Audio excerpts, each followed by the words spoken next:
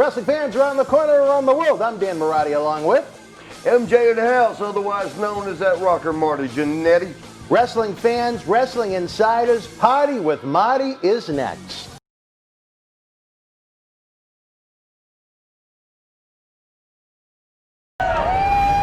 This is Mick Foley. This is Harley Race. This is Shelton Benjamin. This is Mr. Wonderful Paul Orndorff. This is the Monster Abyss. And this is Daniel Bryan. This is JBL, and you're watching the MWF. Be there live.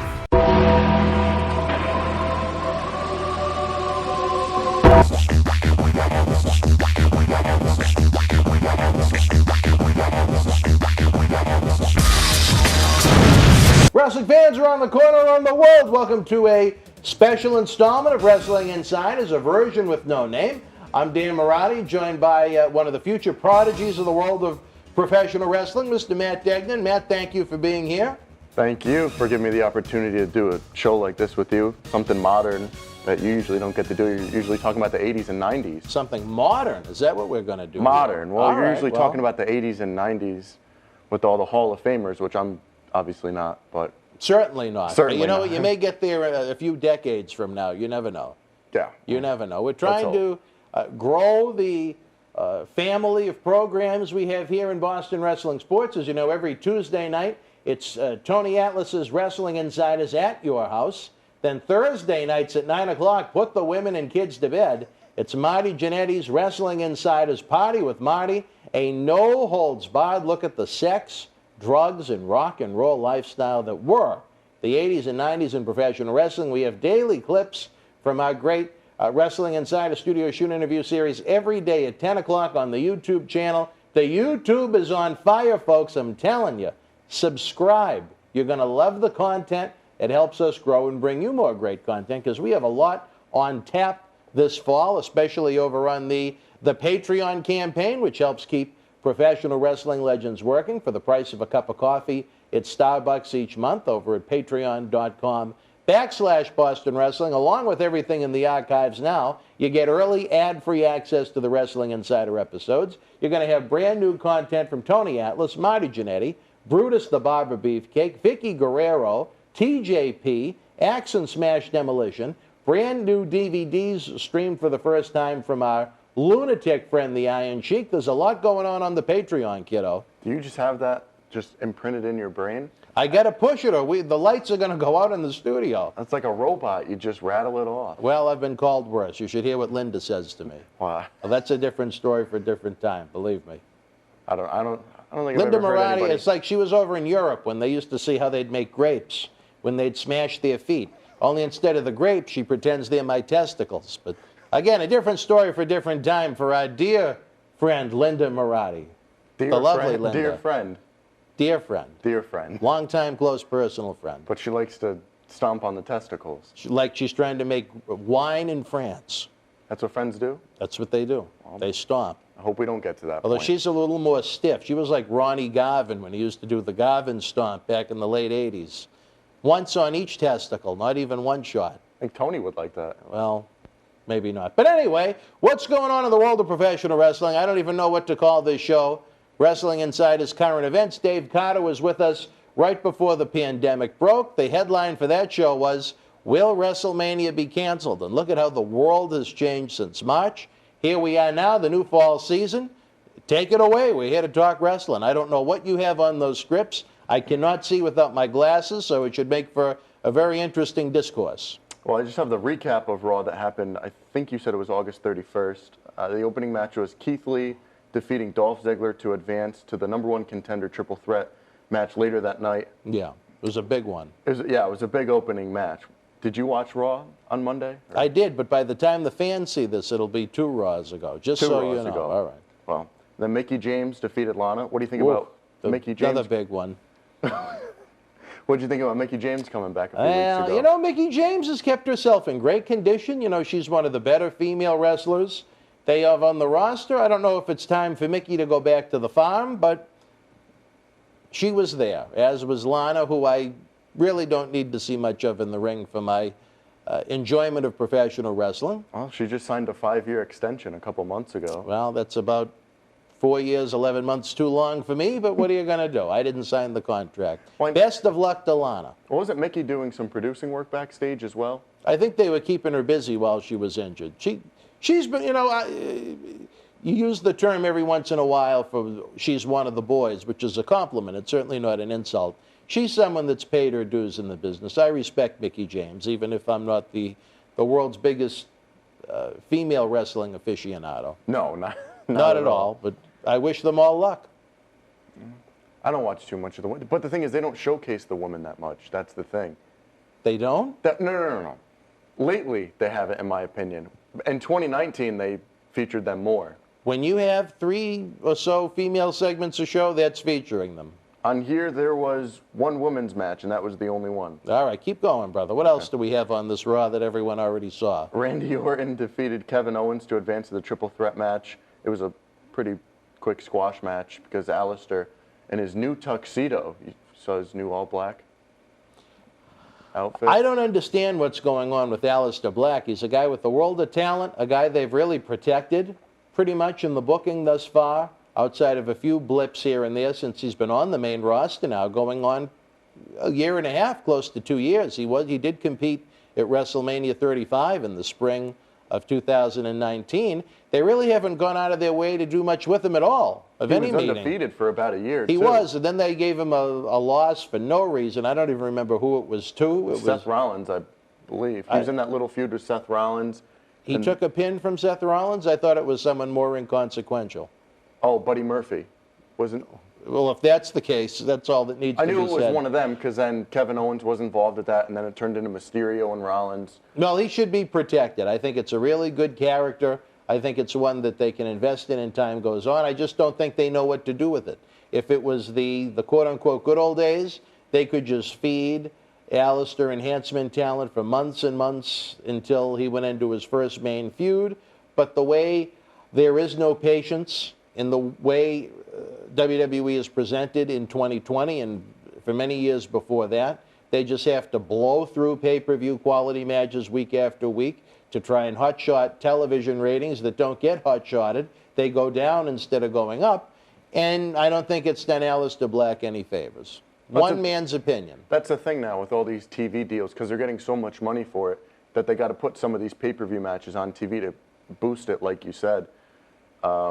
And then putting all these tag team matches, like Cedric Alexander and your pals, the Viking Raiders, defeating the Hurt Business, Bobby Lashley and Shelton Benjamin and MVP. As long as MVP's taking the pin, that's fine. Bobby Lashley and Shelton Benjamin, not only are they MWF alumni and two badass individuals and friends, I like them both an awful lot. They shouldn't be taking a 3 count to any of those 3 gentlemen. As much as I love my dear friend Warbeard Hansen, who now is, I believe, Ivar of the Viking Raiders. He's had a few name changes. He has, but you know what? I'm happy to see him on Raw. When I watched that match, the one thing that stood out to me was all 3 of those gentlemen worked for us a couple of blocks down the street at Memorial Hall. You like the Hurt Business, that little group they have there? I do. I don't think MVP needs to wrestle all that much, but I think he's a nice little mouthpiece. I think he should just be like the mouthpiece and the manager of them, but I like the group as a whole. It's certainly not a group that you'd call the youth movement, but... Definitely not. And another tag team match that happened, which I didn't really like the stipulation of this. The losing team has to break up, which I think was forced, but the Riot Squad defeating the Iconics, but the Riot Squad also earned a women's tag team title shot in the future. Talk about a presentation with such little thought, little sizzle to it. I mean, I think they announced the stipulation before the commercial break. It was a little graphic. Yeah. It was a little graphic in the right-hand corner, so it was kind of just a little, here you go. If WWE put such little thought into that presentation, why should the fan care?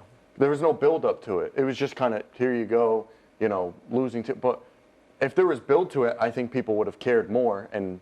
You know, what way? I don't think people care about the Iconics at all. A little more, I think at least they could have treated it with respect and treated it to the fans like it was something important, like you should go out of your way to actually see it, as opposed to, okay, after the break, one of these 2 teams is going to split up. And, I mean, WWE seems to believe that Peyton Royce and Billie Kay are going to be singles superstars, I don't see that at all. I think we got they that are in the news horrendous. section in a little bit. Horrendous. But they do want to push Peyton Royce more than Billy Kay, so that's why they're having them kind of disband there. I think Billy Kay is the one with the darker hair. Is that correct? Yes. She kind of had the 1991 Paul Bearer makeup look going on. There's a little. You said that I on don't the know if she was kickoff show looking last for week. Wednesday Addams or she was a little, funeral home-ish. With their makeup? Yeah. I don't know. I think she's pretty. I think Peyton Royce comes across as a little more lovely, but A little more lovely. I really don't want to see either one of them wrestle, but that's just me. I'll take Peyton Royce over Billy Kay, though, in the ring. Well, that's good. Seth Rollins defeated Dominic to advance to the triple threat match. That was later in the night. I tell you, I don't think anyone has had more damage done to him in the past year and a half in professional wrestling than Seth Rollins, a world-class athlete, main event talent, former world champion. I know he didn't like a comment that was made on our Twitter in regards to his Monday Night Messiah persona. It had nothing to do with him as a person. It had nothing to do with him as a professional wrestler. It had to do with the Monday Night Messiah presentation, which is boring, it's forced, it's uninteresting, and nobody cares. Nobody cares. There is nothing to the Monday Night Messiah character that fans are going to cling to long term as the ratings continue to go down and down and down. You could make the point, well, since the Thunderdome came into play, they have gone up a little bit, which is true. But you know what? That's a fresh coat of paint. Anytime you reboot the system, anytime you give it that fresh coat of paint, you're going to get more eyeballs on it for a couple of weeks. But let's see how the ratings look in 3 to 6 weeks. Have they gone down again? Have they stayed steady? I don't know. I know Seth Rollins right now, as great as he is in the ring, offers next to nothing with this Monday Night Messiah persona. It's one of the worst things they could have done to the man. I think they should just drop it. And on top of that, how about not only giving him a bland, boring, forced presentation that nobody cares about, but he's selling in the ring like he's fighting an equal in a teenage Dominic Mysterio who supposedly has only had 2 or 3 matches, and he's given him 50-50 offense in the match. So if this world champion is getting his ass kicked by a teenager with 3 matches, what does that say about him logically to someone watching the show? And the reason why Dominic was in that match was because Ray tore his triceps the night before at Payback. So Dominic was kind of put in a tough spot in a match he wasn't really supposed to be in. But even you said it, I believe it was a SummerSlam watch-along when they had that match. Was it the street fight? You said it went too long. Remember SummerSlam, Seth Rollins versus Dominic in a street fight? And it went, it went about 25 minutes, and it went way too long because it's just not believable when you have a world-class champion like Seth Rollins, with a, I don't know how old, 23, 24, wrestling a teenager who's having almost his my first age. matches. I get he is Rey Mysterio's son, but still, The presentation loses credibility. Losing credibility with the on-air presentation is part of WWE's problem right now. They have probably the greatest group of athletes they've ever had on the roster. They have world-class production values, but the way these wrestlers and the storyline surrounding them have presented them has been piss poor, and it's been a downward slope since 2001 when the final bell rang at WrestleMania 17.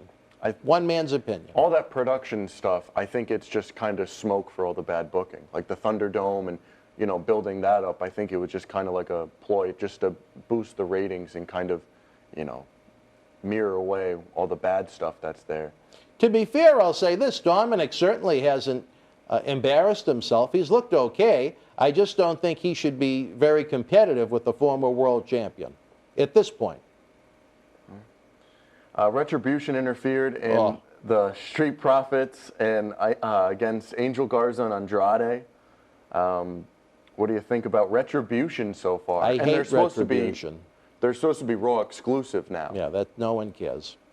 No one cares? No one cares. It's ridiculous. It's forced. It has no meaning. If this really was this outside dangerous group, after the first week they were around, why wouldn't WWE hire security to try and keep them out of the buildings? Well, they had those. Instead of having them run into the buildings each and every week. I hate the effing logic behind that. And it's another reason why nobody cares. It's very stupid. It's forced, though. And then the thing is, they'll show up one night, and then the next night they're not there, and then they show up randomly, and then they're going to come in, they're going to scream, they're going to cut the ropes, they're going to attack, and they're going to somehow run to the locker. And for this outside group that's supposedly attacking WWE, somehow they run into the locker room when it's over with, which again makes absolutely no sense. So if you want to look at it with any logic, and you could say, well, why would anyone watch wrestling with logic? Well, when they did watch it, when there was logic to it, you had the Attitude Era boom. You had the 80s boom. You had WWF specials regularly replacing Saturday Night Live on NBC. You had 33 million people watching Hulk Hogan and Andre the Giant on NBC February 5th, 1988, as opposed to 1.5 million that watch Raw.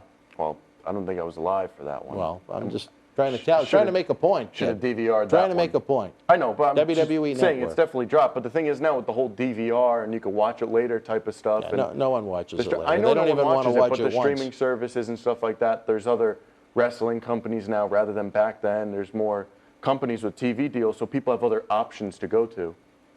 Do you know how many different promotions were on national television in the 80s? Do you think I know that?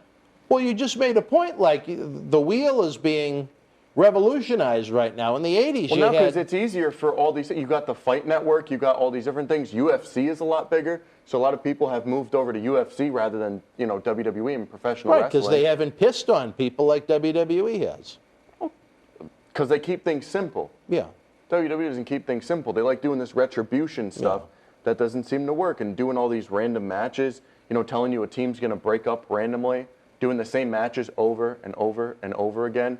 UFC, you'll see two guys fight maybe 3 times at the most, but then they'll fight 3 times, but it's in a span of, about 5 years. Right.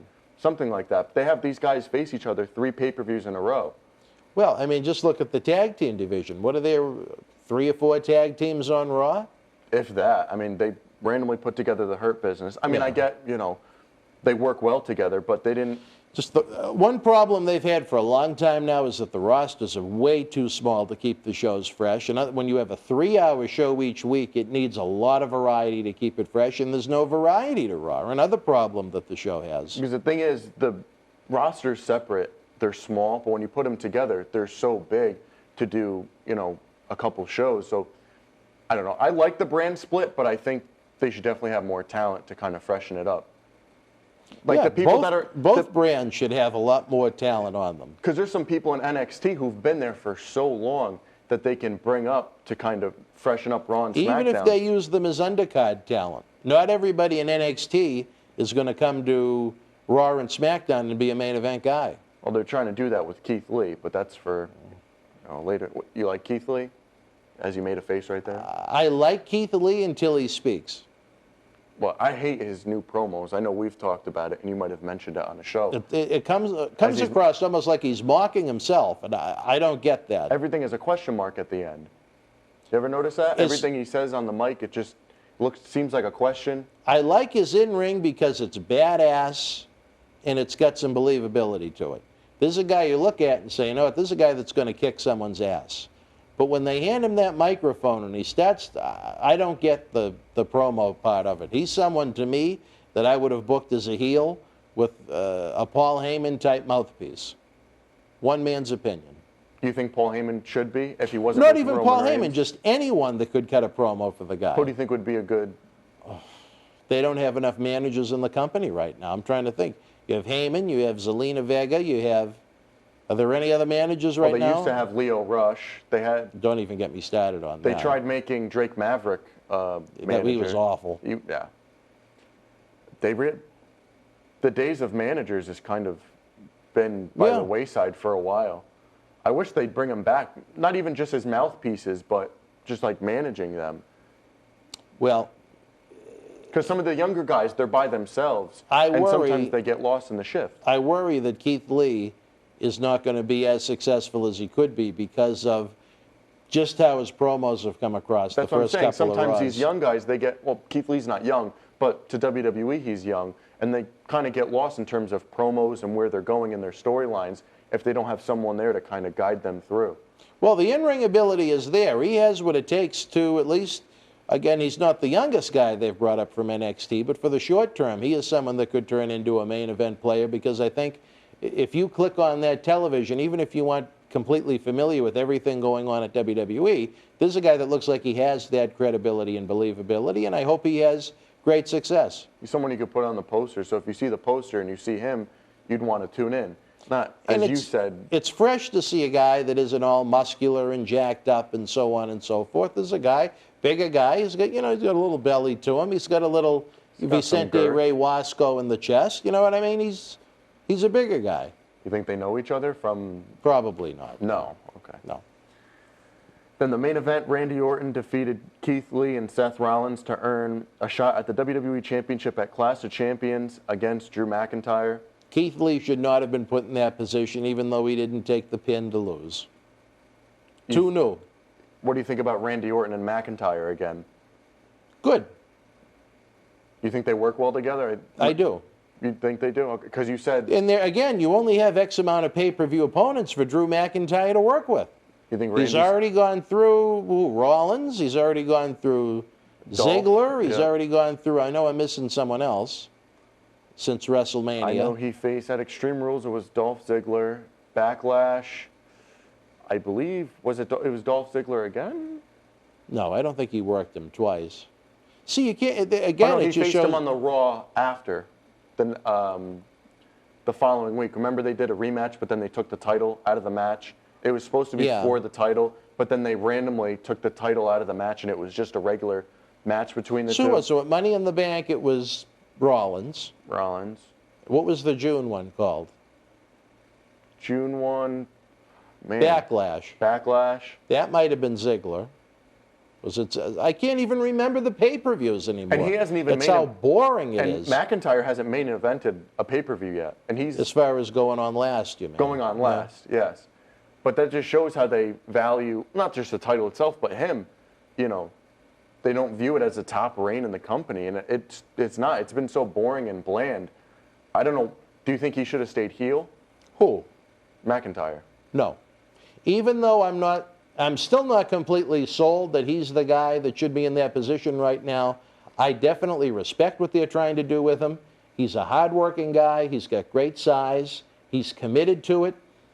I would not take the title off of that man at the very earliest until fans are let back into arenas to see how the fans react to him live. I think if you do that, it's very premature, and you castrate the guy. He needs to have a very long title reign. Again, the question is, who do you feed him for opponents? Oh, you know who else he worked on pay-per-view was Bobby Lashley, who was forgetting. That was Backlash. And he should have got, I don't know exactly how, what, but I would have come up with multiple pay-per-views for some of those opponents as opposed to just one, because here we are now headed into September Clash of Champions with McIntyre and Orton on the horizon again. And where do you go from there? Well, they have a draft planned for the fall. And that's great, too. Those suck.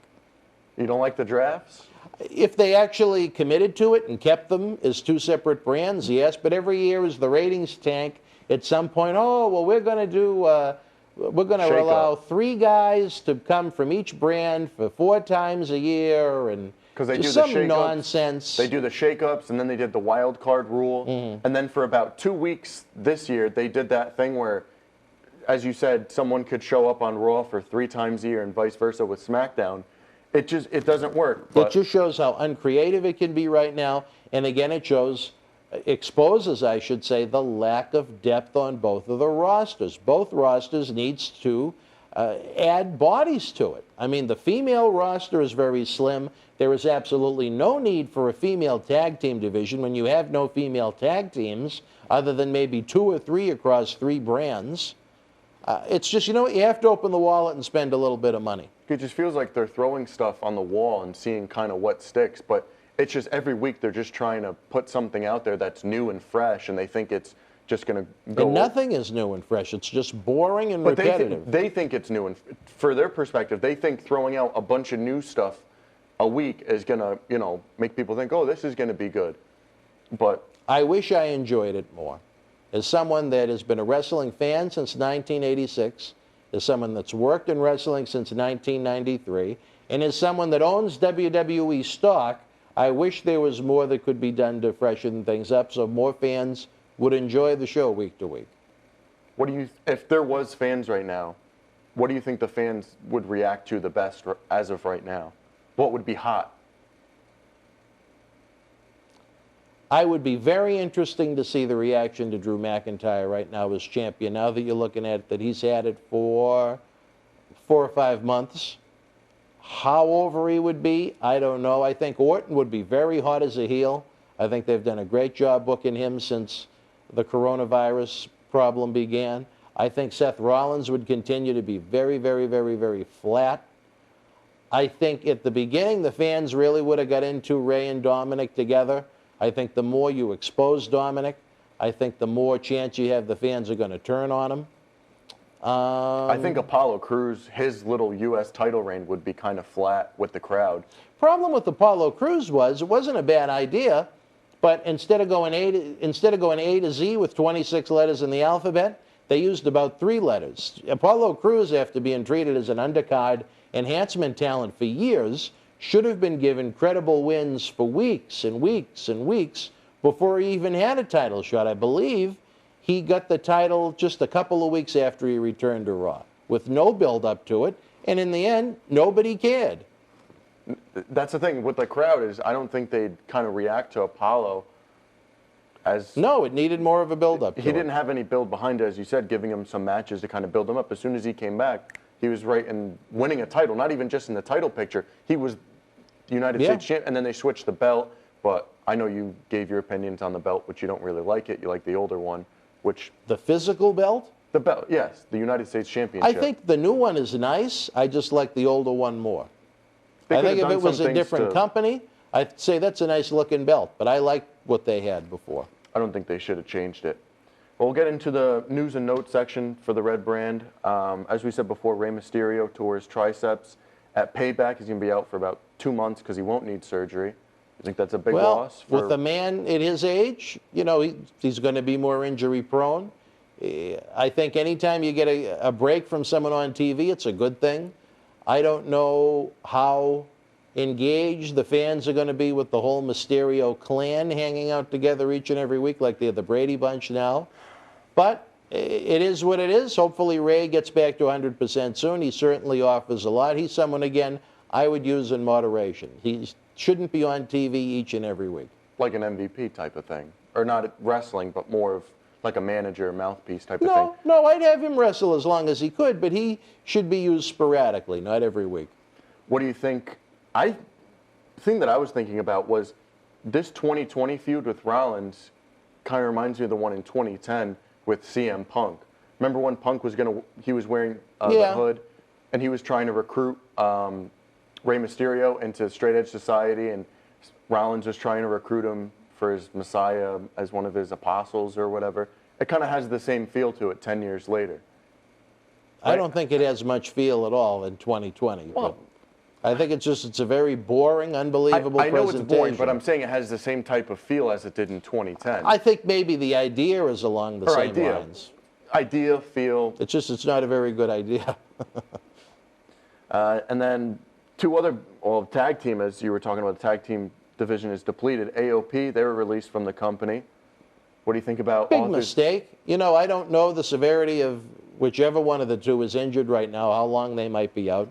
They picked a bad time to be injured, but at the same time, how do you release someone that got injured working for your company? Well, both of them have been injured. I know one of them had a visa problem, and that kept them out a couple months.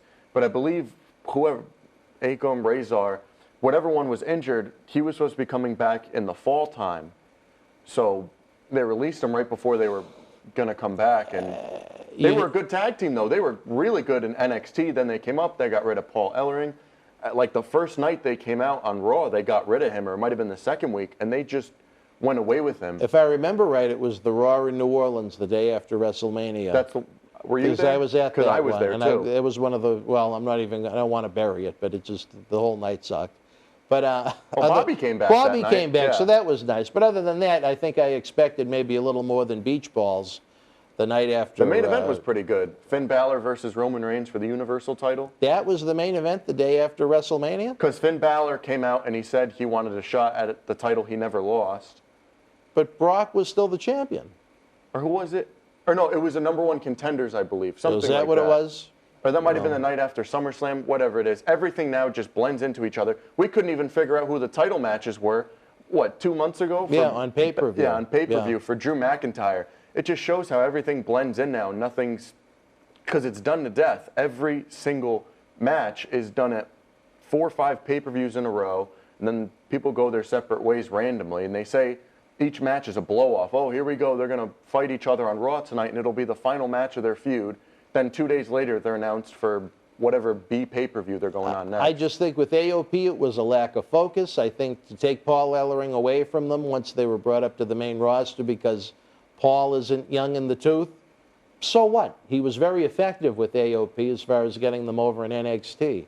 They put him with Drake Maverick, who was presented as an idiot, pissing his pants in different matches that they had together, made out to be a fool. That didn't help AOP's credibility.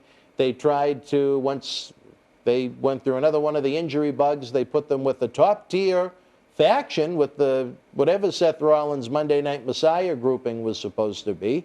It may not have been a very good presentation, but at least they were attached at the hip with the main guy, and that always gives them a little bit of rub, you know what I mean? They were the enforcers, but yeah, and then be injured again, you know, it kind of sucks, and then to be released at a time when there's no real tag teams in the division. I would have loved to have seen War Raiders, or what are they called? Viking Raiders? Viking, in whatever AOP. you want to call them at this Would, point. I would have liked to have seen that. That would have been a pretty good feud. That was one of the feuds that everybody was talking about with them. But I can compare AOP to the Revival, not staying healthy. They were great in NXT, but when they got called up, they couldn't stay healthy, and they always had issues with that. There were a lot of injuries in the Revival? Oh, yeah. One of them had a knee injury. One of them tore their bicep, I believe. They both had injuries. One of them, I think... I don't remember both of them being out, but again, it just kind of blends together sometimes. They both dealt with injuries, which I can compare AOP and the Revival. Great in NXT, get moved to the main roster.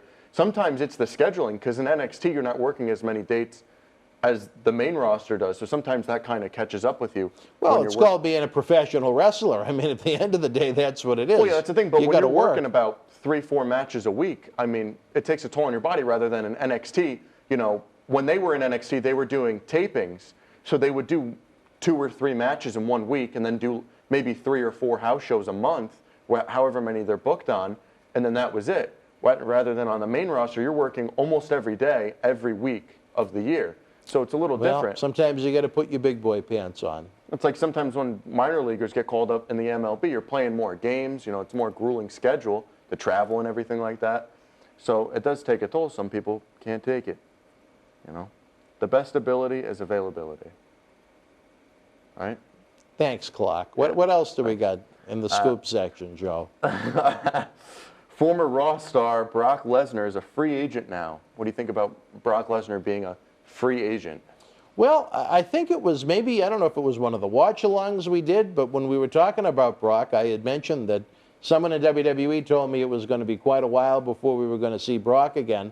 I didn't know his contract expired. I guess maybe the year is the best way to put it, because it usually does expire around WrestleMania time. And then the merchandising goes a little bit further than the actual wrestling contract. I mean, you know what? Has anyone made a major play for him to try and bring him in?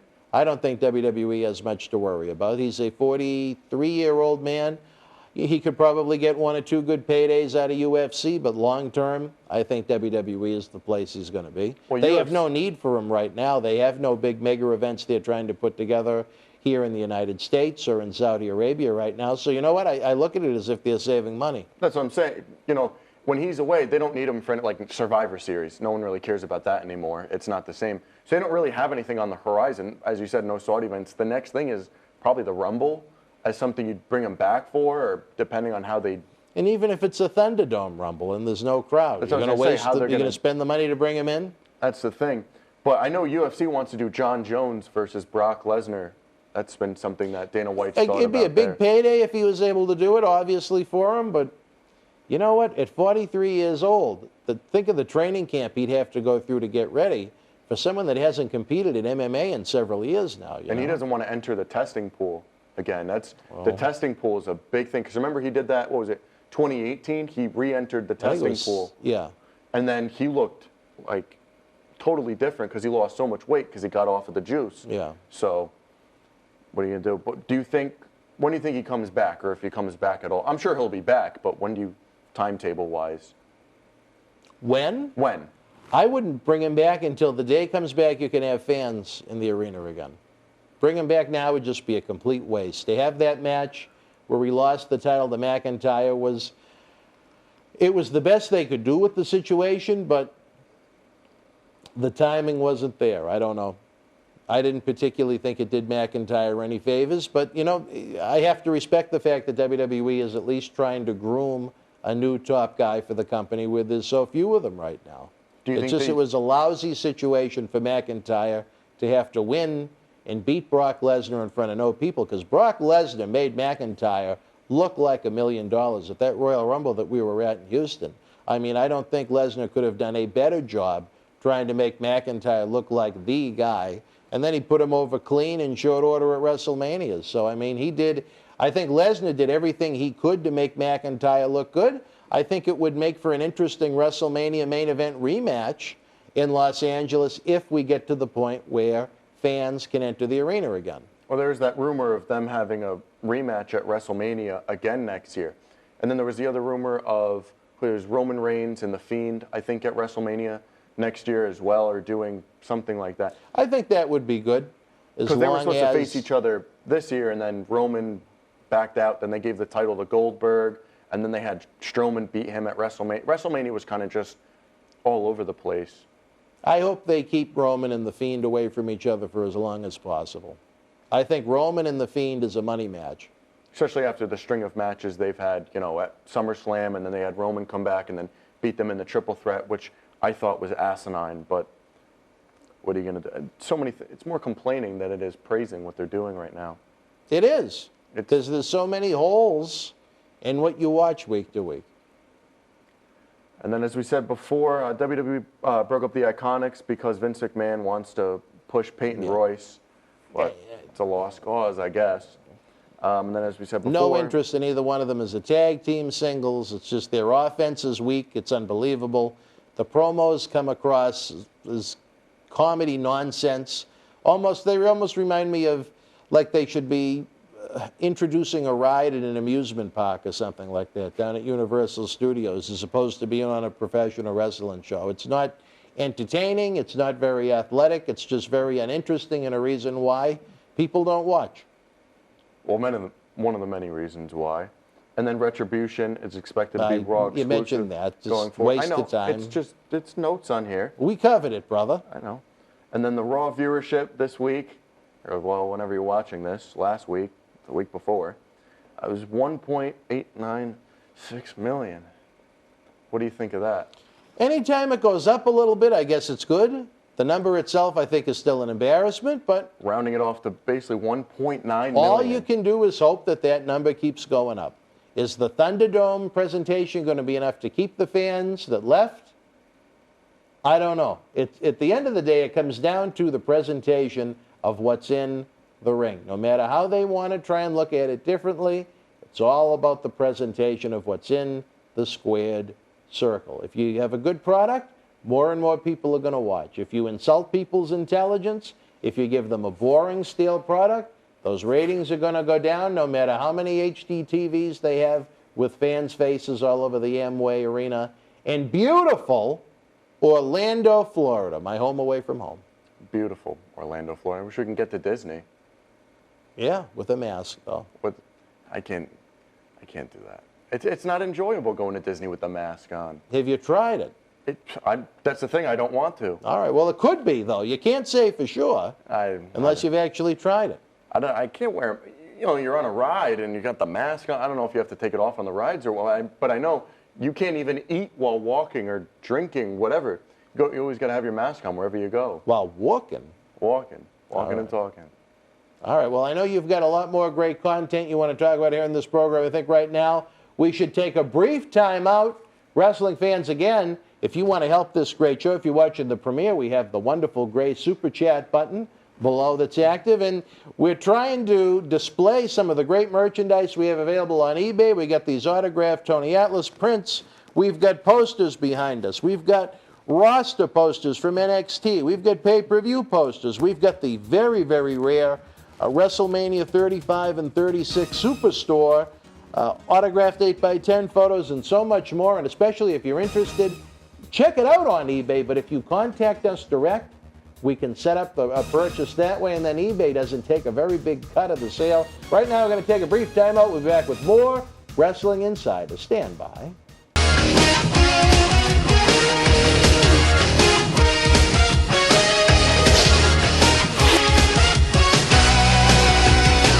All right, wrestling fans, welcome back again to Play Vanna White.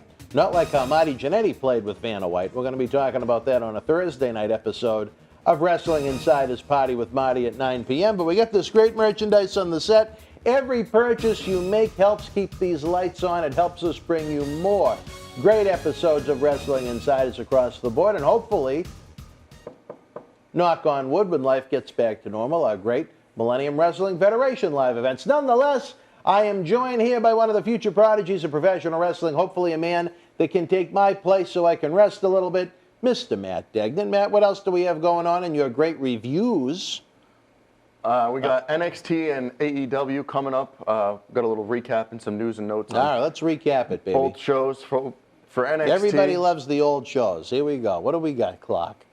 Well, some people miss them or they don't want to watch them, so they watch shows like this so they can just be told what happened. I thought you were going to go behind the bookcase during the commercial break and come out in your Superman outfit. Yeah, because I'm Clark Kent, apparently. Should I With put the a little socks. Should I put a little curl in my hair? We'll see. All right, what do we got from whichever show you're talking about now? So this is NXT. NXT, We'll start with baby. NXT. Isaiah Swerve Scott and Breezango defeated Legado del Fantasma in a street fight. Did you watch NXT this week? On Tuesday? I saw a little of it. Little of it? All right. Oh, it was on Tuesday. It was called Super Tuesday. Well, that's why it was on Tuesday, believe it or not. Well, they called it Super Tuesday. And Because then, it was on Tuesday. Because it was on Tuesday. If it was on Wednesday, the name really wouldn't have fit. No. Well, All right, yeah. Depends. And then they got Super Tuesday 2 coming up this Tuesday. Set your DVR now. They could watch Z, and then they fast forward through it. It was a good street fight to kick off the show, I think. You know, here's the problem with that. None of those guys belong in a street fight. I don't consider any of them to be brawlers or the physically imposing type. If it was you got a lot of great talent. You got a lot of great talent in that match, but a street fight, Add a little more edge to it. If it was regular 3-on-3, I probably wouldn't even. I would just click over to, NBA or something. Tyler Breeze is someone that I think has so much talent. The reason why he was kind of castrated in WWE was petty when he first came up, I think in late 2015 when he was put in that feud with Dolph Ziggler. I see so much in Tyler Breeze. He might not be the biggest guy, but he's someone that should have a lot of longevity in the King of Sports. It's good to see Fandango back. He's, getting to be a little long in the tooth on the team, but when healthy, he can contribute. Isaiah Scott, I would have loved to have had him in the MWF before he went on to work with WWE. I think he's a great talent. Again, should he be in street fights? Not necessarily. And then that heel group, Zema Ryan is someone that I got to know well over the years. We had to lose him twice on MWF live events due to TNA commitments, but I mean, he's gone through a lot health-wise, and to see him healthy in NXT, it's a really good thing. So it was a good match. I just really didn't need the stipulation of the street fight. One man's opinion. I think it added a little more edge because a lot of the people today like that street fight type of style. I didn't. I personally, I don't really care for the people in it, but I just like seeing street fights. No, I thought there was some really good talent in the match. It's good talent, but the cruiserweights. It was just, to me, the presentation of it. Again, I'm going to go back to the presentation of it. Great athletes, great talent. Could you have come up with a different way to get to the same ending? Perhaps. Perhaps. Then more things that you particularly don't care for. Candice LeRae defeated Casey Catanzaro. You got that right. Yep. Got that right. All right, next. Timothy Thatcher defeated Bronson Reed. I think Bronson Reed has got some potential. I like him. I like him. Thatcher's good too, but I think they're... He comes across as kind of bland to me. I think they're rushing him a little bit. I think, And maybe that's part of the problem. because as soon as they signed him, he was put in a feud with Riddle. And he was actually tag team champions with Riddle for a little bit and had to defend the titles with him. They put him in I heard there was a rumor that they were going to team him with Howard Miller for a little bit. I don't know if you heard that. Is he a new signing? A new signee, yeah. Well, is he at the Performance Center? Because they just started classes. The one in Melrose, yeah. The one in Melrose, the beautiful Melrose Performance Center. Melrose, the MPC, baby. Is that next to Glanceville? It is. It is. So they have a train that goes back and forth. But I think Timothy Thatcher is someone that they kind of rush. As soon as they signed him, he was put in major feuds, and some people didn't really know who he was. He was on MLW. I believe he made some other appearances on some other bigger shows.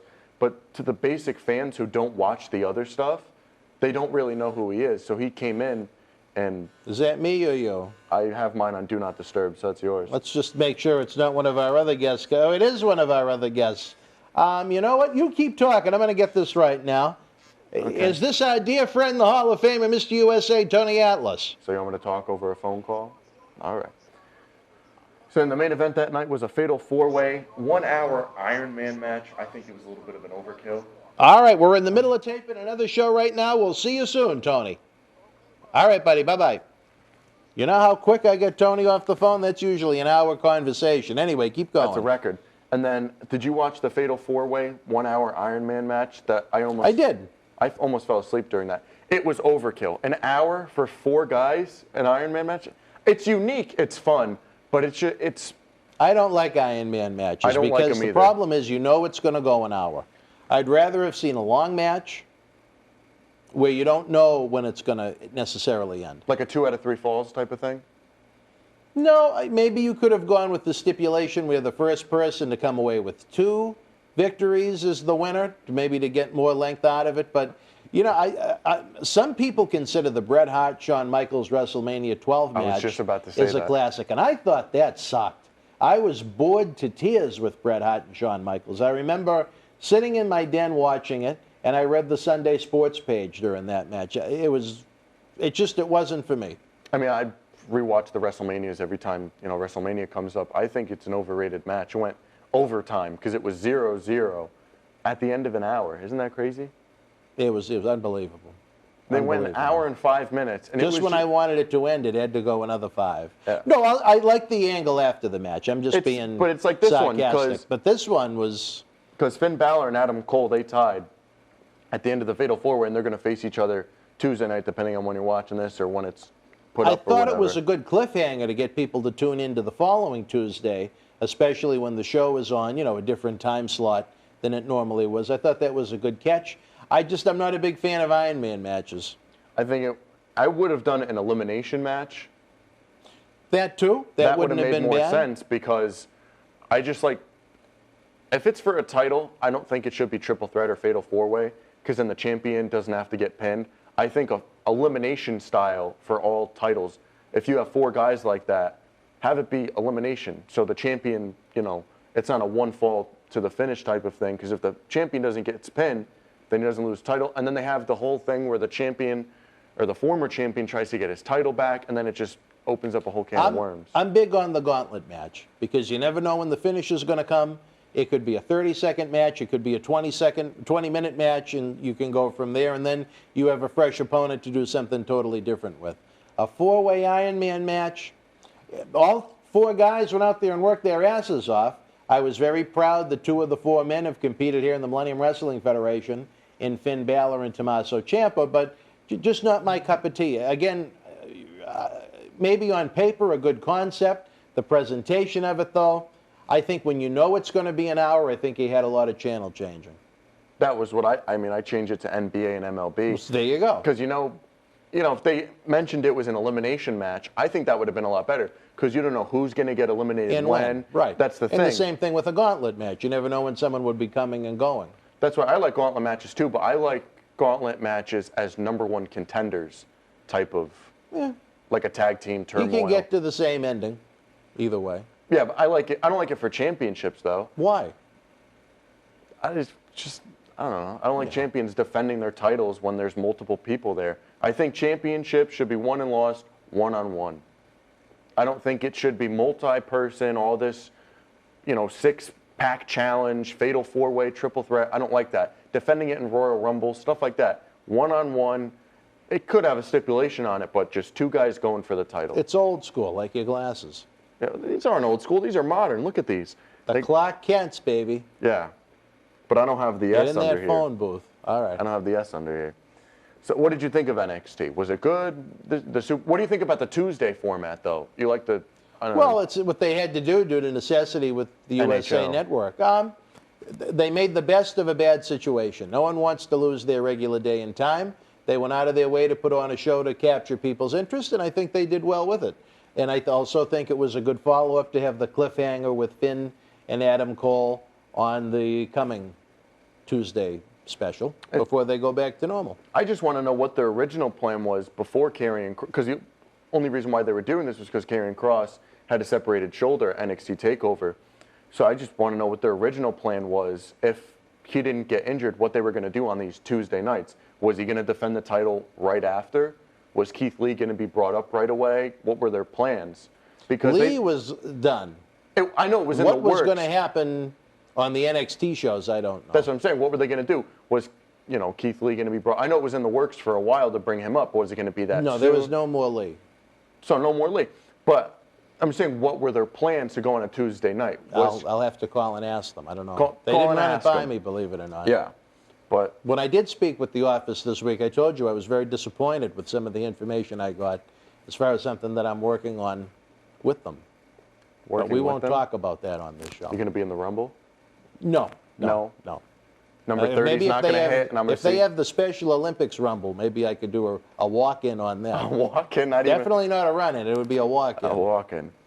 So we'll get to the news and notes section for NXT. Big ones, baby. Big ones, baby. WWE signed former Evolve wrestlers Josh Briggs, Anthony Green, Joe Gacy, Brandy Lauren, and Kurt Stallion, and referee Jake Clement.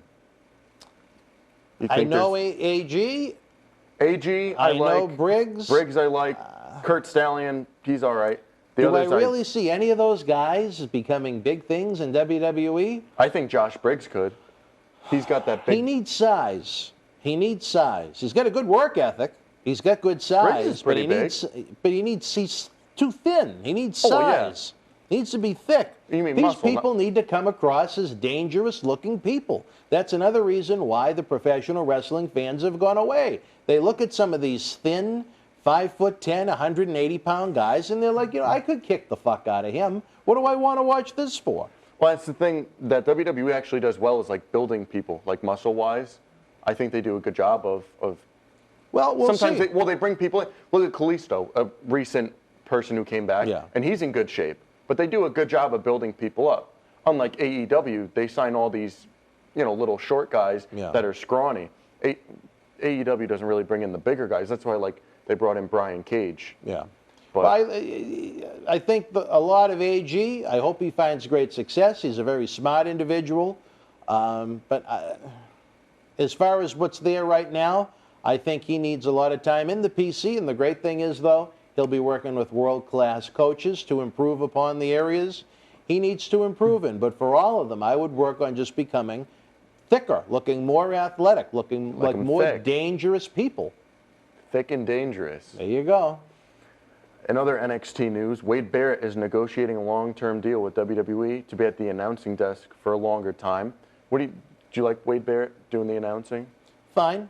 It's better than listening to Mauro Ranallo scream endlessly for 2 hours over absolutely everything. And he parted and ways Beth with the company Phoenix too, going, which is good. Ooh, ah, ooh, or it will be a ferocious battle after this commercial break in her pre-prepared lines. Beth Phoenix is just, I look at those two shows. I generally think NXT is better than AEW, bell to bell each week.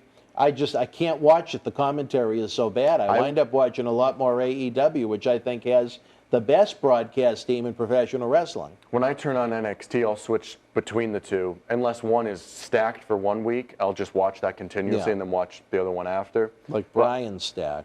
Yeah. Yeah. And I will put NXT on mute for that reason. Morrow, I can't stand. Beth, I can't stand. And then Nigel McGuinness, I like, but he's going to be returning to the announce desk. But for NXT UK, for their relaunch in London, They're going to be at the BT Sports studio across the pond. I think Morrow was good. He was good when he was on SmackDown. My knock on him would be, it's almost like he tried to call every single match every week like it was the main event at WrestleMania. Every little spot turned into a big spot for him. So he would do it in special moments, but then he started really doing it too much, and then it just started. And then nothing was special. Yeah, nothing was just special. The same. And then something big would actually happen, and then he wouldn't do anything because he was. He'd scream, and she'd be going, ooh, ah! I think she was doing that after with Edge too. I just, please. And then. Also back to the idea of NXT/WWE, basically the same thing, but technically ran by different people because Triple H, Shawn Michaels, and Road Dogg, DX, run more of the NXT stuff, and then Vince is more of the, the main roster, have been toying with the idea of moving off Wednesday nights and on the Tuesday nights permanently. I think it'd be a good move. Where on earth did you hear that? Oh, it's been everywhere. Joey Scoops. All right. They've been toying with the idea since June when USA proposed it to WWE because the ratings have been not that good for NXT going up against AEW. The only reason that show came to fruition was a counterattack to AEW. You think they're going to move it on a night that AEW isn't on? AEW is still getting 100,000 more viewers than NXT every single week. Not every week, but... Occasionally, you'll see NXT maybe get more viewers. No, and NXT isn't going anywhere unless AEW goes somewhere. Well, these Tuesdays they're viewing. I don't know where that came from.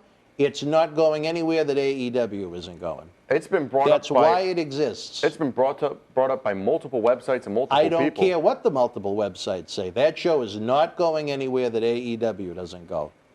Okay, so it's for counter programming. Right. But when you're not doing your job, you might as well just move to Tuesday and get more viewers. And then also, if they move to Tuesdays, you can get more viewers from Raw to NXT as well, because then you can start promoting. Tomorrow night on NXT, you'll see, Dan Marotti versus Matt Degnan. That show isn't going anywhere that AEW doesn't go. We'll see. Again, it's not something I heard from someone. It's just everybody's talking about. It's one of those. People can talk about it. It's not going to happen. Well, that's your opinion. It's not an opinion. It's not going to happen. How do you know that that's not true then? And yours is the opinion. Why is your opinion real, but theirs is totally asinine? You notice one thing I always preface. I always say one man's opinion. This isn't one man's opinion. It's not going to happen. It's not going to happen? Not going to happen.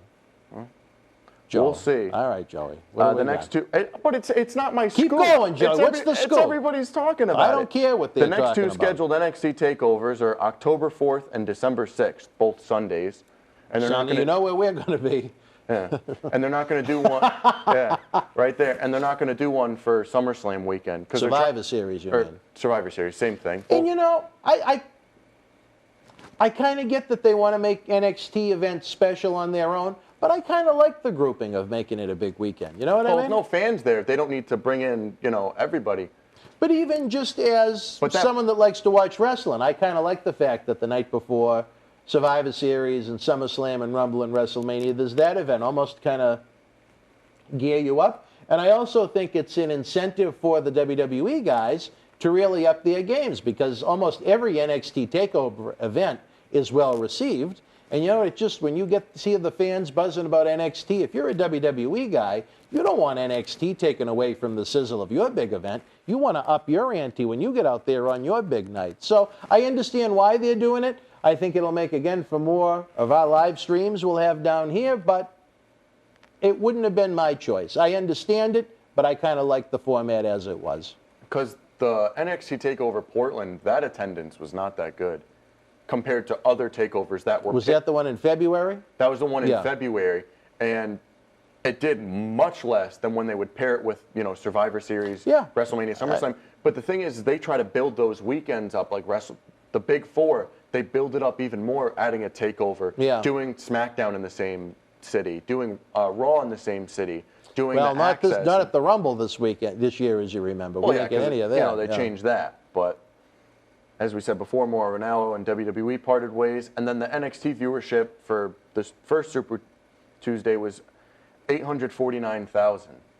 And I thought that was very good, just based on the fact that No, you're See, taking. it's on its It has own. nothing to do with it being on its own. You're taking people out of their normal routine of watching it on a Wednesday night. For the number to actually go up a little bit, that says they did a great job promoting that four-way Ironman match as something special to get people out of that routine of watching it on Wednesday night at 8 o'clock. And I think, I might be wrong, but didn't Sci-Fi do a replay They did a replay the next night. at the regular time? Yeah, regular time. At 8 o'clock on Wednesday, just a different channel. Yeah, on Sci-Fi, Yeah, but yeah. to counter-program AEW. And the one on Sci-Fi did about 180,000.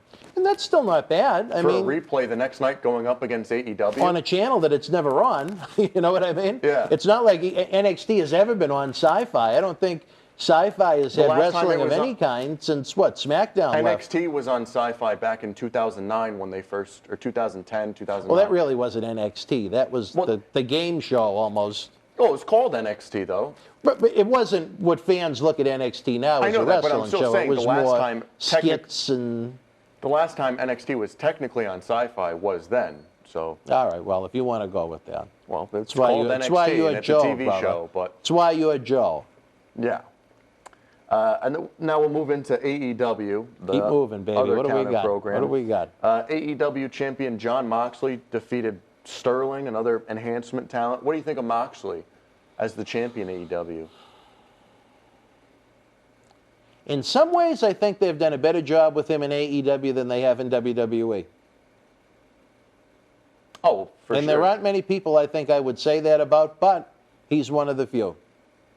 I think they've done a good job, especially having Jericho as the first champion and then moving it into a prime guy. Well, Jericho is a different story for a different time. But as far as the Moxley presentation goes, I don't understand why he's always in different parts of buildings. And the Well, because they're, But whatever they're putting they- him over as like that lunatic. He could be Yeah. anywhere at any time. He's crazy. strange people wind up in concession stands before their title matches, I guess. I don't know. You never know. But I think the overall presentation, I think WWE was really an eye roller with what they were doing with Ambrose towards the end of his run there. And With the mask I he think, had on and the sirens and all that. I Oh, think it boy. was a really good move for him, and I think AEW's done well with Moxley.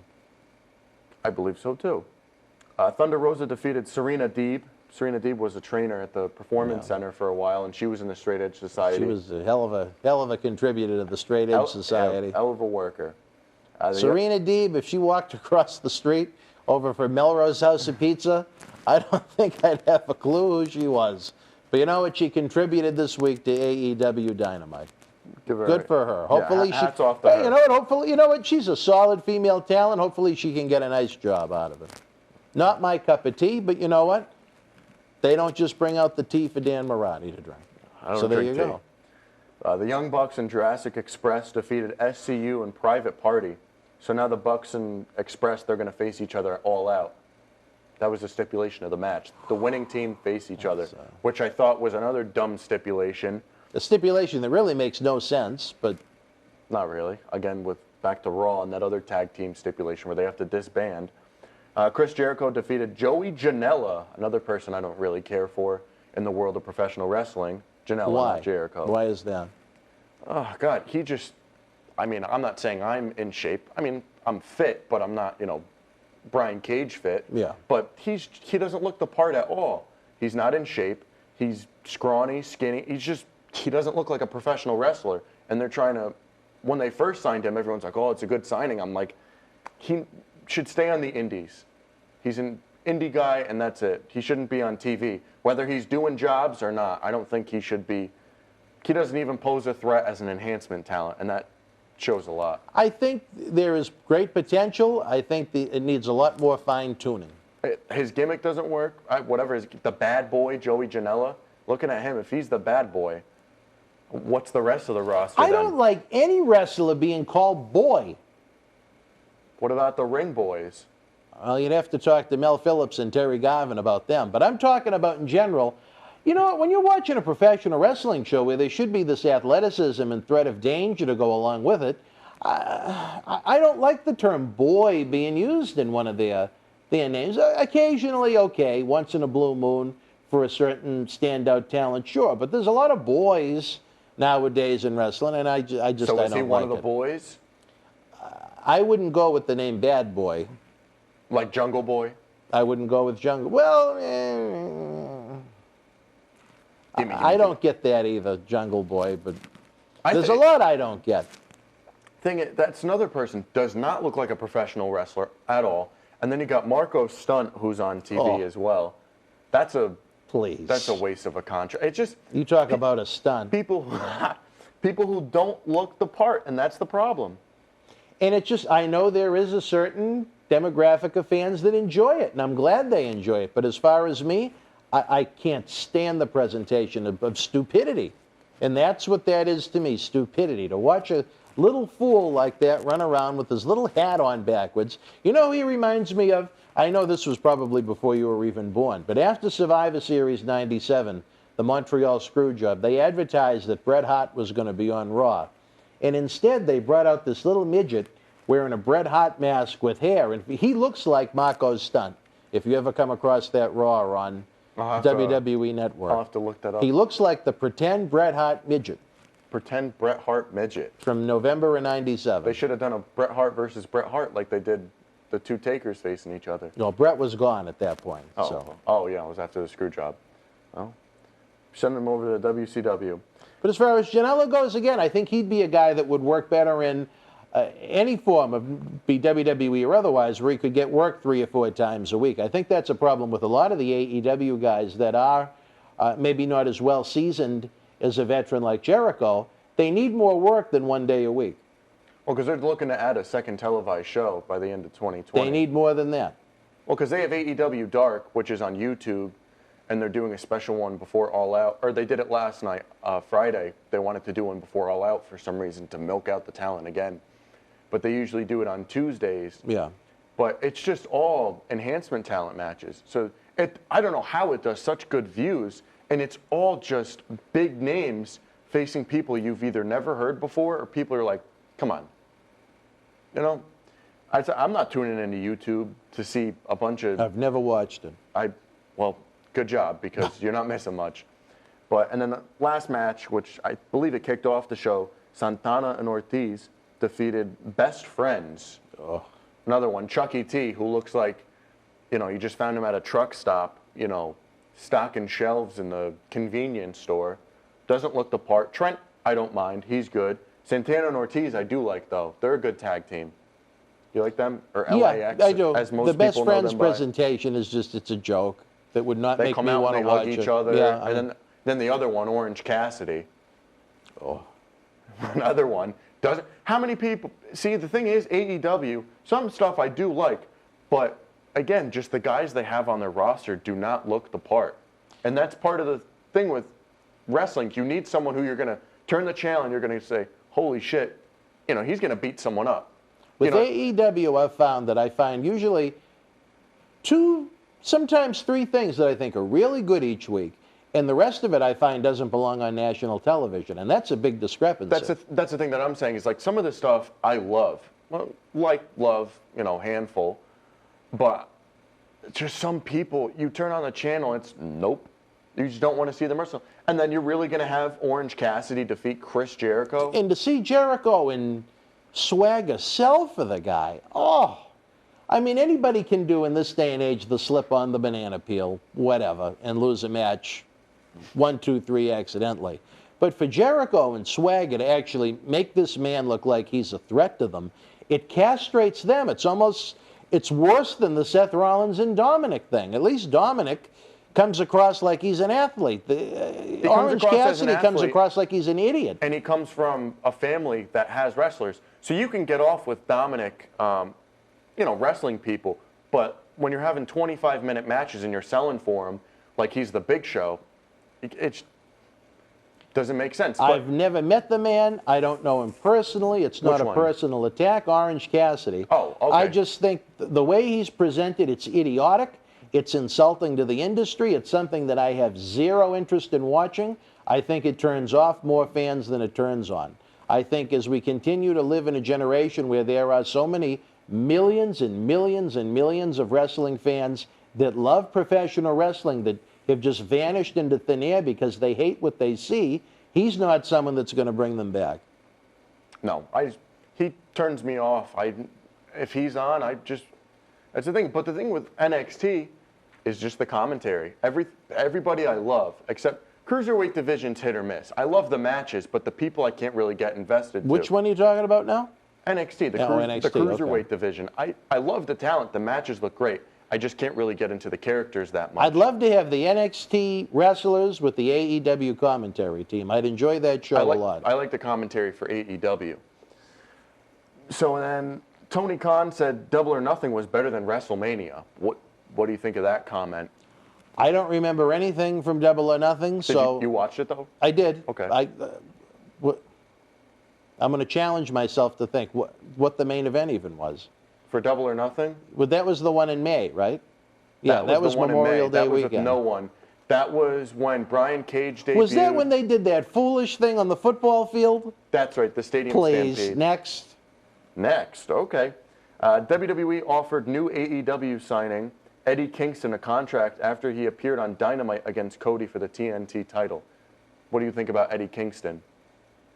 Indifferent. Nothing really bad to say about the guy. Nothing great to say about the guy.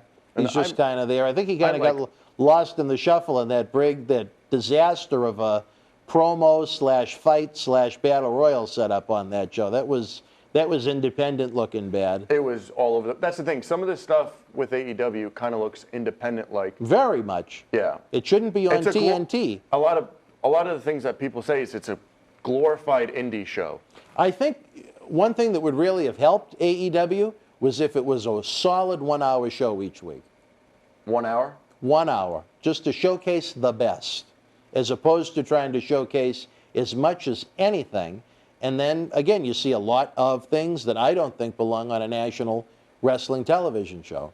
I think what really kills them is how many tag matches do they do a week? At least 2 or 3. I don't have a problem with that. I just think you see too much that doesn't belong on national TV, that's green, that isn't polished.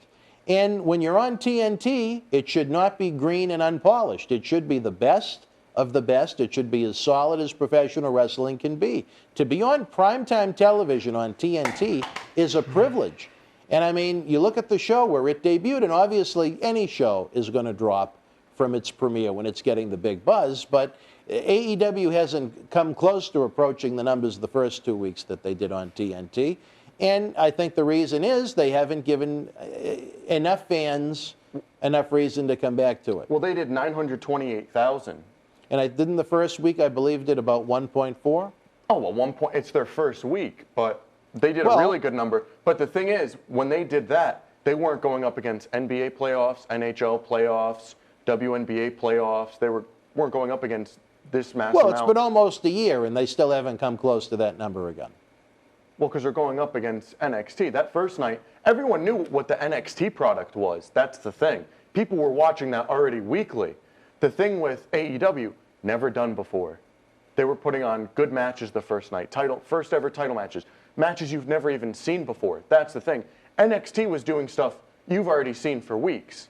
And that's the thing. That's why I think AEW is starting to move up there when they're not being opposed with NXT. It's because it's new stuff. Well, either show is going to improve when there's no opposition. Well, look at last week. AEW beat them by almost 100,000.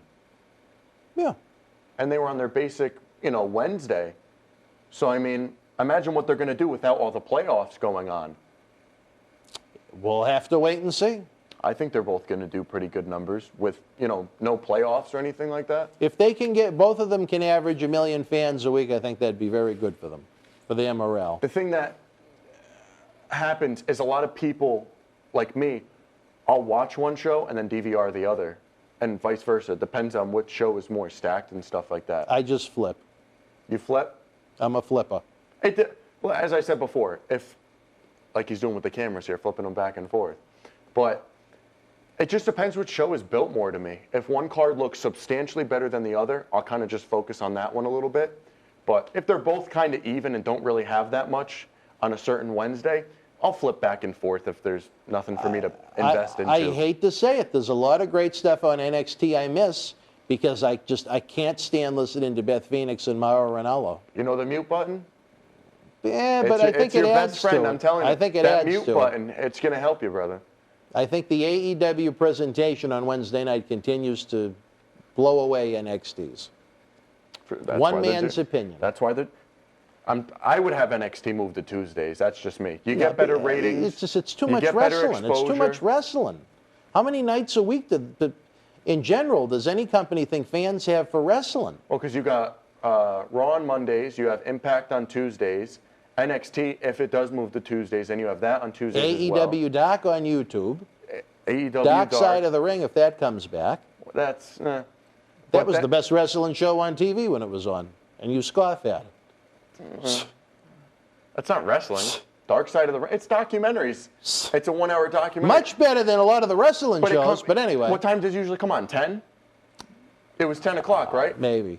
And that's after. Everything is 8 to 10. All right. Usually. So Well, there's too many nights of wrestling, I think. Well, I think that too. There's too many nights of indifferent wrestling.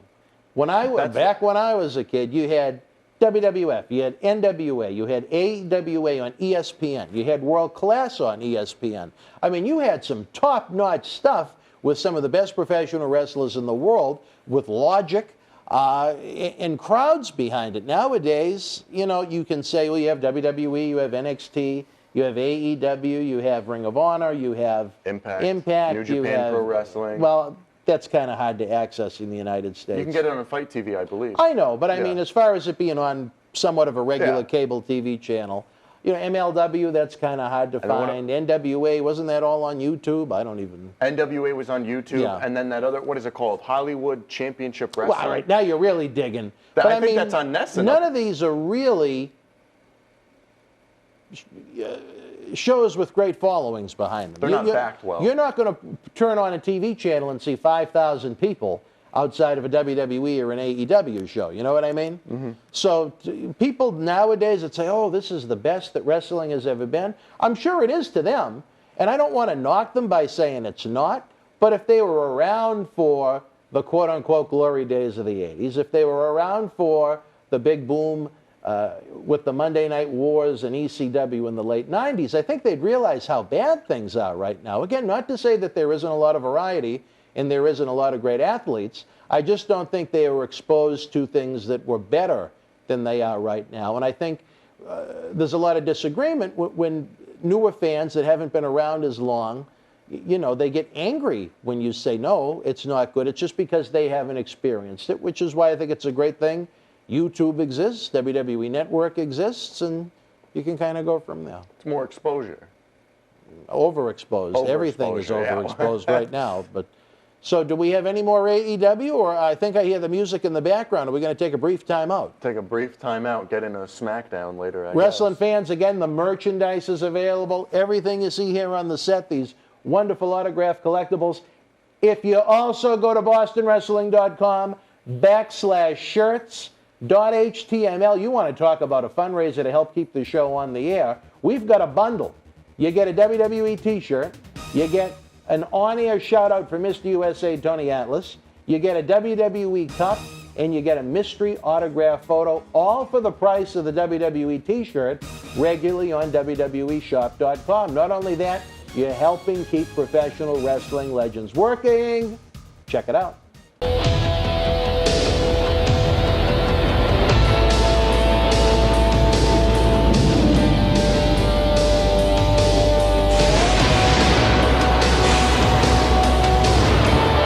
All right, wrestling fans, welcome back to Wrestling Insiders, this news/current event/TV show recap with no name, not to be confused with Tony Atlas, Tuesday nights at 9 for Wrestling Insiders at your house. Not to be confused with Marty Jannetty's Wrestling Insiders Party with Marty, Thursdays at 9. Not to be confused with another weekly show that Tony Atlas is going to be talking about coming in September. This is the Joe Scoops, Clark Kent, Matt Degnan world news here we got going on. It's been interesting. Well, it's nice that I don't have to carry the whole show like I do with the others. Well, even though you talk about 75% of the time, but what are you going to do? Even now? Oh, even now, I'll tell you that. Well, All right, keep going though. What else do we got? Oh, we got the recap for SmackDown whenever you're reading it. But Are you ready for a good time? I'm sweet apple pie. There you go. I'm always All ready right. for a good time. Heavy Machinery in the opening match defeated Miz and John Morrison. Big one there that Big no one one. really And then cared John about. Morrison Yeah. stole the briefcase. What do you think about that? I tell you, that ranks up there with a lot of things they've done in 2020 that nobody cares about, but I guess it maybe to give Morrison a little something to do in what's been a very underwhelming comeback for him in 2020. I expected more from the Morrison return, but it is what it is. Now he is a briefcase holder. Well, Illegal briefcase holder. illegal. And then they're probably going to have some match, Otis versus Morrison for the briefcase or something. Who knows? They're probably going to, they always do stuff like that, and it's, The less Otis, the better. it doesn't entice me. And then another tag team, they're doing some tag team wrestling on SmackDown. What else we got? Shayna Baszler and Nia Jax retain their WWE Women's Tag Team titles against Sasha Banks and Bayley. And then after the match was the bigger storyline than the match itself, was Bayley turning on Sasha afterwards. But I don't believe they should have done something. WrestleMania season has begun already. I wouldn't have done that on a random SmackDown, basically a Fallout SmackDown that was kind of not really built that much. Everything for the show was either announced the night before or the day of.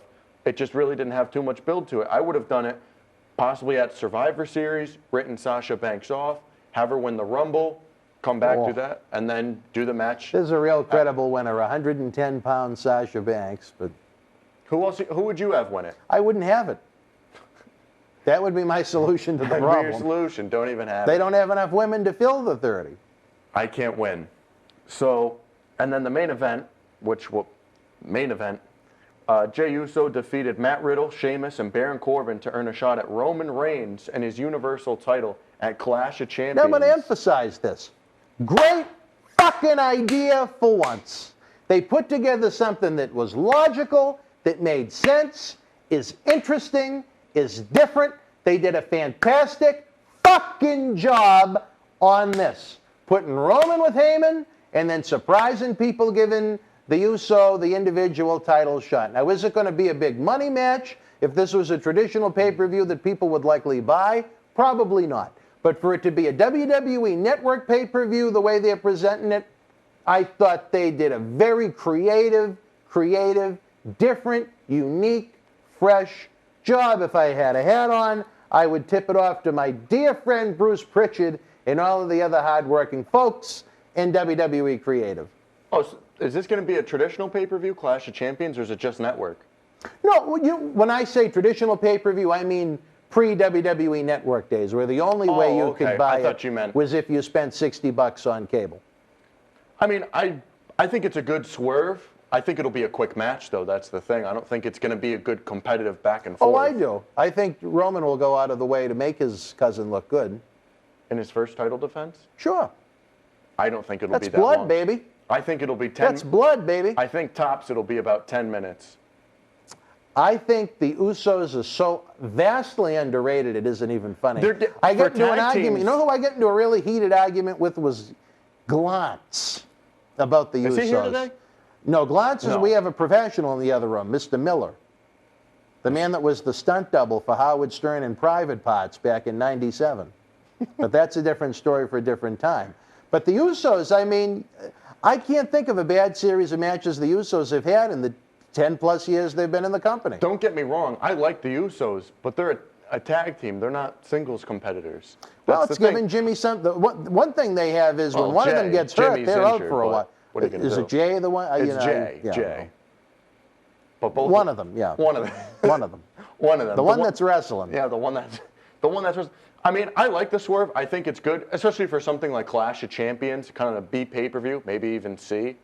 But you know, like a backup pay-per-view doing something like this, Yeah. like a one-off. I think it's good to hold them over Great idea. I think it's a good idea. I know some people were laughing at it.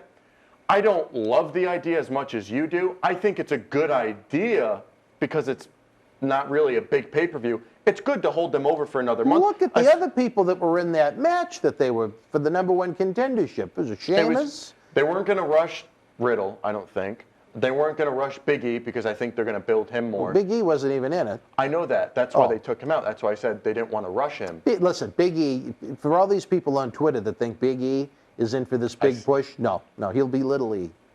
Little E. Little All E. right. Little It's E like in what the Tony WWE. says, he's as wide as he is tall. If he had a Just little because more... Kofi's injured, I don't think that means Big E is in for this big singles Well, is Kofi push. really injured?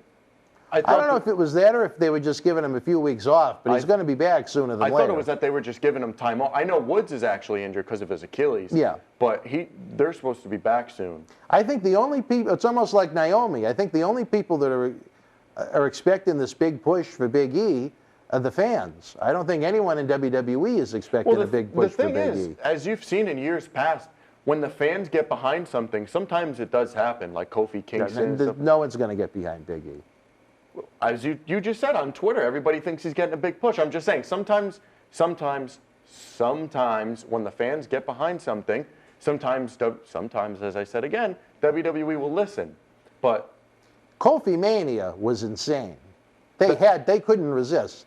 Big E. But that's the thing. If the fans get behind it enough, as you said, they can't resist. There's no hashtag about Big E trending. There's no fans going What about nuts. hashtag bigger E?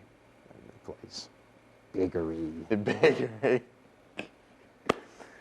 But we'll go to the news and notes for the Blue brand, obviously, as we're... There were only 3 matches on SmackDown this week? Yeah. That's it? That's it. All right. Keep going. What do we got? Well, they did all the segments. They did the Firefly Funhouse. They teased him having a new guest on there, as I'm labeled guest. And maybe it'll be me on the Funhouse. Think it'll be me? I'd like to see the Firefly Funhouse implode. I'd like to see As Retribution. About 90% of I'd like to see show. Retribution go with their chainsaw and cut up the Mr. Rogers sweater and just let him be the Fiend. Yeah. But hang on, back to the Jey Uso thing for a second. So you like it? I like it just because it's a B pay-per-view. I love it. You love it? I like it. I'm not overzealous about it, but I think it's good given the circumstances they're in right now. No fans. I think if there were fans, it would be shit all over. I honestly think Jey Uso, I think he would have gotten booed if there were fans the other night at SmackDown. Because you know how many fans, I know it's different for us, but how many fans would want Big E to win that match? Say Big E didn't get taken out, get the white noise on the windshield, but if he didn't get taken out, everybody would have wanted Big E to win. I just think it's a small minority grouping of social media fans. I don't think there's anyone dying to see Big E get a singles push. Yeah, he's fun. He's a fun kid's character. But he's not someone that's going to have any credibility. I mean, Kofi, you can say, he's in the same group. How can you say the same thing about him and Big E? Well, the thing about Kofi is that he's one of the greatest athletes in the history of the company. Big E certainly is not. But if you go, say SmackDown had fans the other night, what are you going to see in the crowd? The unicorn horns, New Day shirts, New Day signs, kids there cheering the New Day. Look at the reaction Big E gets when he goes, oh, Thunder, or not, obviously he doesn't get a reaction there, but whenever he says, oh, Boston or whatever, he gets a reaction from it. Yeah, he's a fun comedy character, but those aren't main event guys. Usos have never been presented as morons. And fans wouldn't get behind Baron Corbin, and Riddle's not that well known on the main roster yet, so Big E would be the person that all the kids and the fans, I think, would get behind in person if it was... I think it would have been a very stale match, but if it had a crowd behind it, if it was those 4. That's what I'm saying. If it had a crowd behind it, those 4, they'd be behind Big E. But I like the Jey Uso, given the circumstances they're in now. News and notes from the Blue brand. Roman Reigns' heel turn was in the works for a while. He asked to turn heel once he came back from a break because of COVID. But I know the Paul Heyman and Roman Reigns pairing they were toying with in 2018 when Lesnar retained in New Orleans. That was some... You don't read any articles. And I don't need to read articles. Because you think everything... Once you think it, that's right, it's going to happen. It's not when I think it. It's when I talk to people that are within that organization. That's where I get my Joe scoops from. I don't need to read articles. Well, that's the thing. Not to say that that's not true, but I've never heard anyone say anything that they were working to put them together in 2018. It was something brought up in 2018. The reason why it's working now is because there is no Lesnar, and Paul Heyman makes a significant amount of money. That's the thing. So yeah. it's a great fit. Plus, SmackDown needed a top heel, and Braun Strowman, he wasn't doing it for Braun me. Strowman He's a lost soul. he needs to go into the recycling bin for a little bit. Even though we do have that great Braun Strowman 11 by 14 autograph poster available behind you, fans, if you're a fan of Braun. But I love the Heyman and Reigns pairing. I It's love the good. pairing. I think it's great. And then maybe put the Usos with them as kind of a little... Too much. Too much? Okay. Too much. Okay, I just threw it out there. You know, well, don't kill me. I'm not killing you. I just think that would be an overkill. Okay. You don't I don't like the idea either, but it's just something I When thought about. they put Heyman with,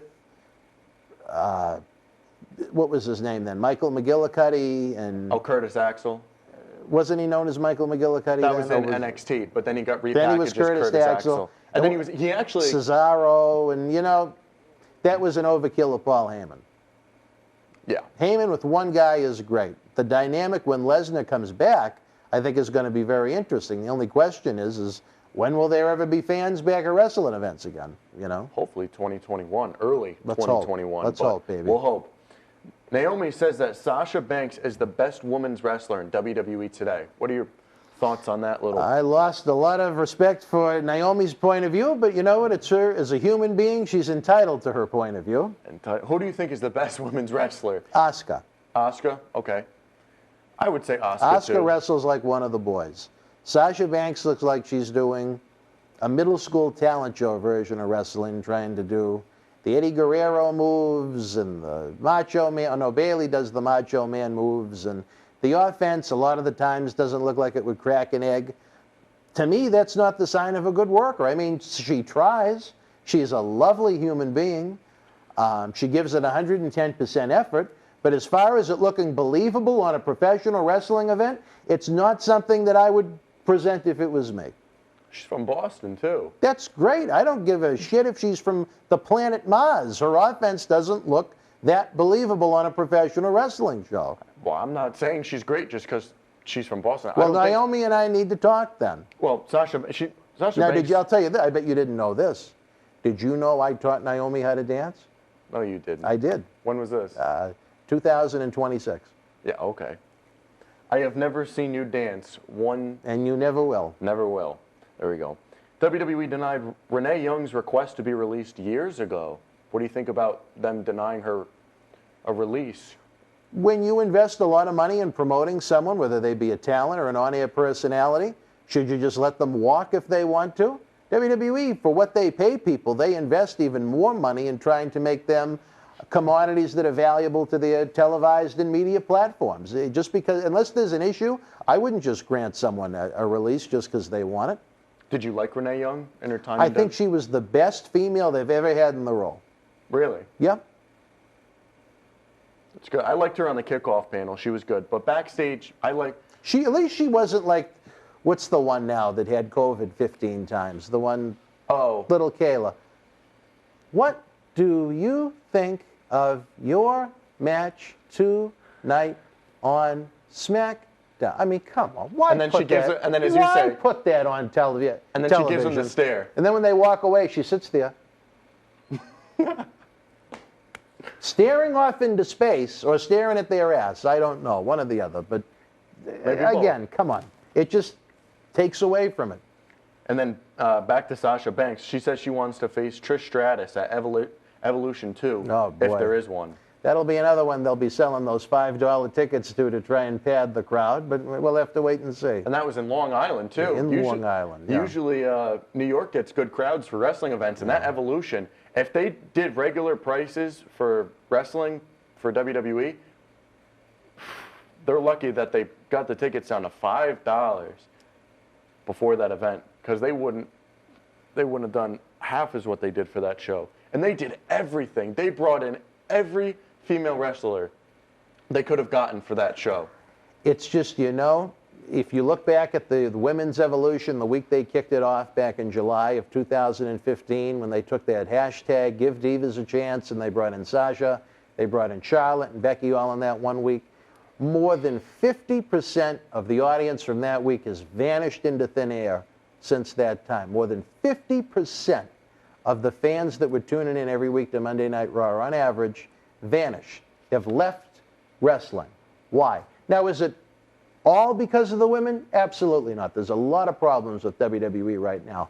But I continue to believe, as someone that has, again, been a fan of the industry since 1986, has worked in wrestling in different capacities since 1993, someone that's a stockholder in the company, I believe a lot of the problems is that there is just too much focus on women's wrestling that does not look believable or credible. It doesn't make these women bad human beings.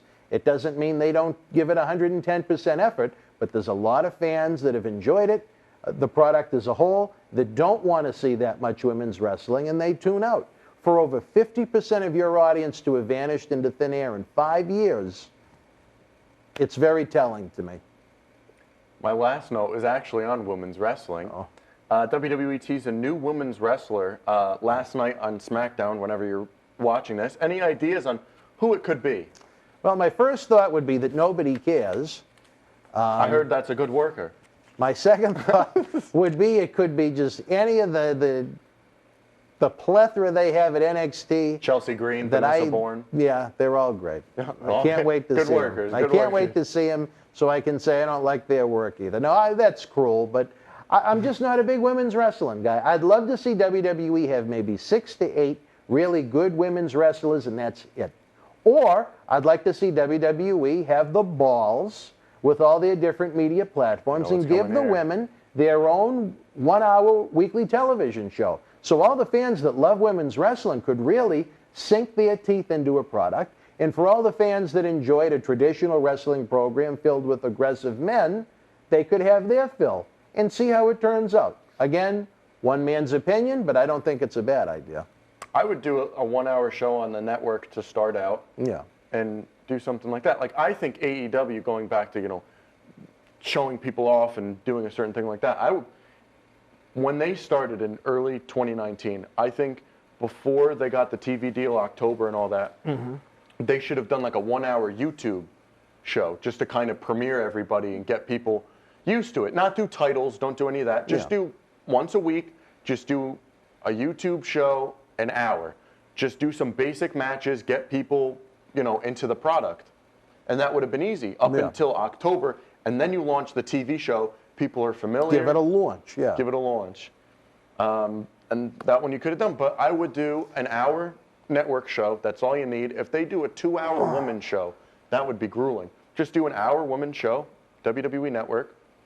See how it goes. And then say it does do good and more people are clamoring for it and a network does want to pick it up. Say USA Network, they want to do an hour before NXT or something like that. I'd just give it either the first or the last hour of Raw. I think the last hour people would tune out. I would say everyone tunes up for the third hour now. It'll be even worse if they do it for the last hour with the women. I would do the first hour. I'm going to bite my tongue because people will say I'm cruel. And I'm not trying to be cruel. Honesty. It's how I feel. But the thing is, it's not just your opinion. It's a lot of people's opinions. And it's shown in the ratings and in the attendance and even... Well, I think the most telling thing is when you go to the live arenas and when the women's matches come on, people get up and go to the bathroom. I was just about to say, whenever a women's match comes out, it's mass exodus. Everybody goes for the bathrooms. They go to get their popcorn, their chicken tenders. Some people, they don't even get in line. They get the chicken tenders. But the thing is, some people, they don't even go to bathroom or get food. They just go into the concourse to take a walk, to walk around, stretch their legs. Like I need to do right about now is my back is killing me. Well, that's my last point, so we're wrapping up now. All right, Joey. But people just go walk around the concourse. They don't even care about the match. They go for a walk. You're at a wrestling show and you're going for a walk around the arena? Please. All right, wrestling fans, an interesting episode breaking down the world of weekly wrestling. Hopefully Matt is going to be with us to do it weekly or close to it, along with all of our great pay-per-view watch-alongs we have planned, all the regular shows, again, Tuesday nights at 9 with Mr. USA Tony Atlas, Thursday night at 9, the man that knows no boundaries when it comes to the light switch of the things in your brain that you should think and the things that you should say, that being Marty Jannetty. We have another new weekly show coming later in September that Tony Atlas is going to be telling us all about. We are going to have the night of Clash of Champions Sunday, September the 27th. Not only a live watch-along, but WWE Hall of Famer Brutus the Barber Beefcake joins us to break down the year that was 1988 in the World Wrestling Federation. For the prodigy and the future professional wrestling, Matt Degnan, Joey Scoops, Clark Kent himself, I'm Dan Marati. Until we speak again, folks, you and yours, be well, stay healthy. Thanks to the great crew we had help put this together today. Howard Miller, what would we do without you, brother?